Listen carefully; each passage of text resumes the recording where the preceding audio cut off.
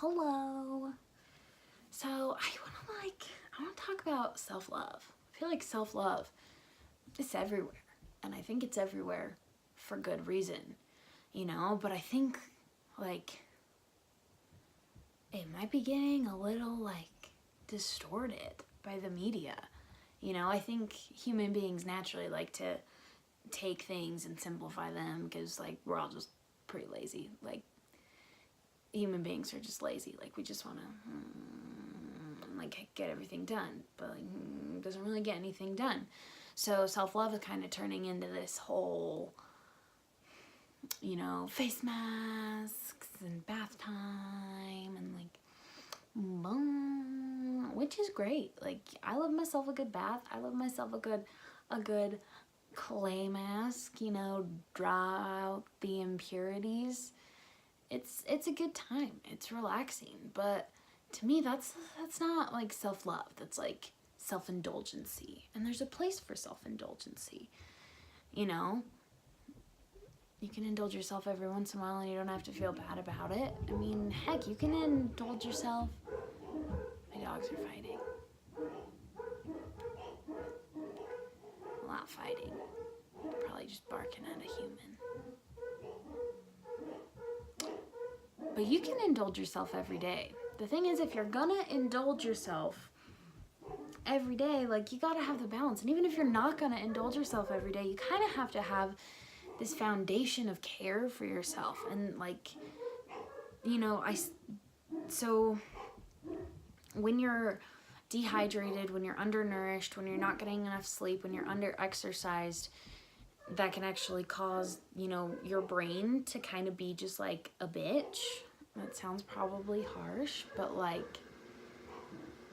it's true. Because if you're dehydrated, you kind of go into survival mode, and your subconscious brain and your survival brain is just thinking about oh my God, give me water, give me water. So people come in with these emotional things and we can't handle them. We can't really process them.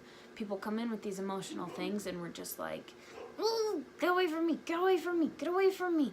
But the thing is, if you have that foundation of getting enough nourishment every day, take a vitamin. Heck, why not? Why not do it? Vitamins are punk rock. Eat high protein foods, and protein doesn't have to be animal products. It can be oatmeal. Greens have protein. Eat really clean things that keep you clean, that keep you happy. Eat things that are good for your body too, because everybody's body is different. Everybody has different allergies. Everybody has different preferences. And eat healthy food that you like too. Don't just eat, plain oatmeal every morning because you're this is so good for me. You gotta have that balance, because if you're like this, then you're kind of gonna go into survival mode again and be looking for pleasure. So you've gotta find that balance, and then make sure that you're getting 30 minutes of aerobic exercise every day. So just running a repeated motion, just getting your heart rate, getting the blood flowing, getting your circulation moving, getting some blood flow up to your lovely little brain, getting some blood to your skin, feeling good. Make sure you're drinking enough water. I kind of already touched on that.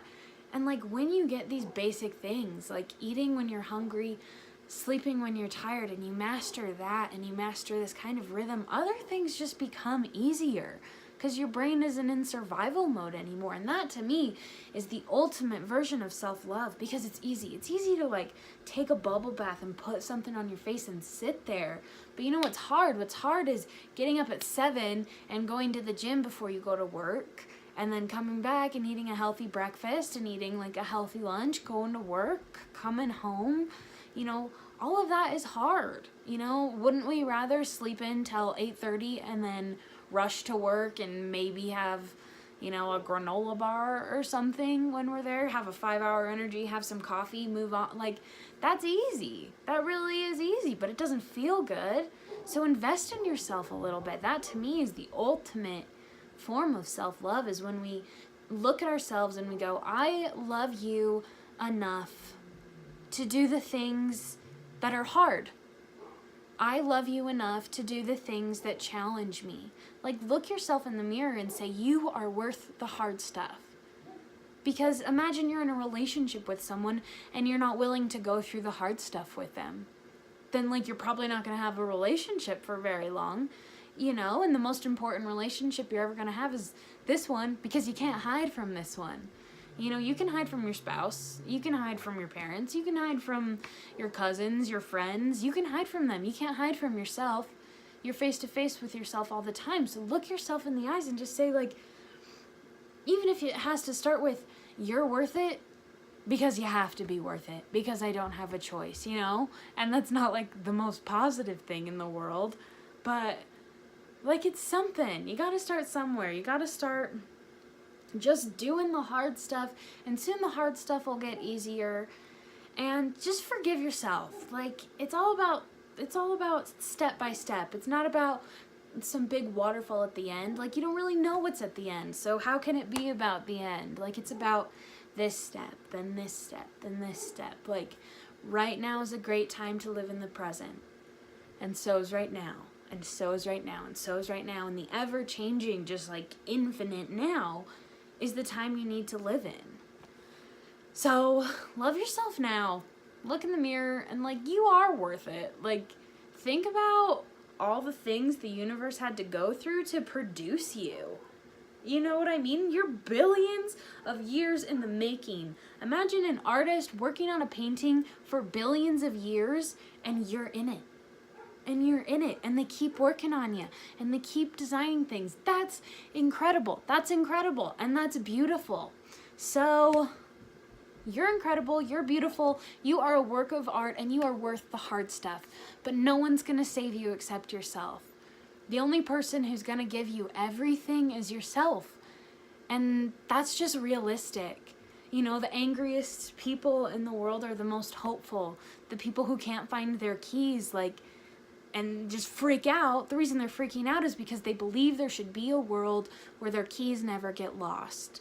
So, essentially, the angriest people are the most hopeful. So sometimes the happy, like, not the happiest, but the most content, the most peaceful people, I wouldn't say are the most hopeless, but they're the most realistic. So just be realistic and say it's not anyone else's job to take care of me and to save me and to satisfy me. Like, it's not their job to satisfy me. It's their job to treat me with kindness and respect, but it's not their job to pamper me and baby me and blah, blah, blah. Like, it's my job to take care of myself, to satisfy myself, to find contentment.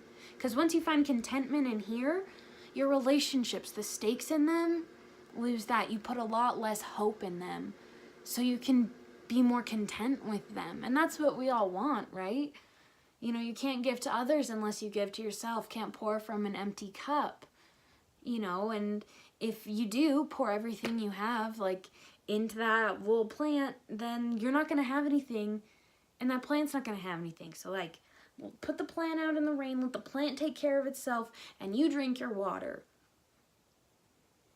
So, yeah, you're worth it. Know you're worth it. You are loved, even if the only person who loves you is yourself. That's pretty awesome. So, go rock and roll. You are a queen. You are a queen. You are a queen. You are a queen, queen, queen, queen, queen.